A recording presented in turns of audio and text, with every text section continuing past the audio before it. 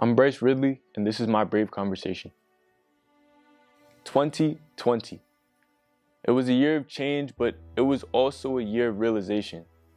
I was in high school in 2020, and I had the opportunity to meet great people and make beautiful memories.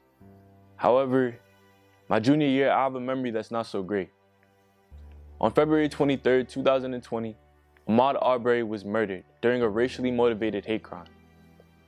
When I was a kid, my dad always told me I had 2 strikes against me. I was black and I was a male. When Ahmaud Arbery was murdered, there was very little difference between him and I. We were both black men in America who occasionally liked to go for a jog.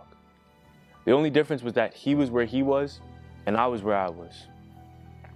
Soon after this, a video from my sophomore year resurfaced of a white girl calling herself the N-word or wearing a black facial spa mask. Before my feeling of anger, I was just confused.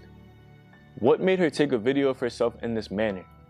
Who was the target audience, and why did she think that this was funny? So because of the accumulation of emotions, I made a video expressing my feelings and anger in regards to the current state of America when it came down to black people and the injustices that we have to face.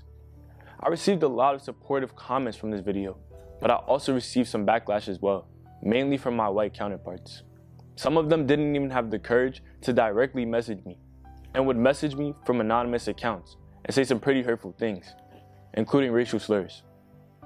Now, as a kid, my parents always taught me how to be proud of being black, and therefore I was never ashamed of who I was or my skin color. But in this moment, I was hurt, and that sense of strength that I once had in my blackness began to diminish. Soon after I made the video, on May 25th, 2020, George Floyd was murdered by a white Minneapolis police officer who kneeled on his neck for 10 minutes. At this point, I had no feelings of sadness or anger yet. I was numb. It felt like no matter what I tried to do or what my people tried to do, this was never going to end. However, the turning point for me had to be when I saw the uproar for justice across the country. I saw my friends and classmates at rallies demanding justice. I had to think to myself, how could I stay inside while there are people out there fighting for change? So I made the decision to join the fight, and I will always fight. There may be injustices wherever you go, but you must always fight. And I know that I will always support any strides to create a more inclusive environment for everyone. I'm black and I'm proud. Forever.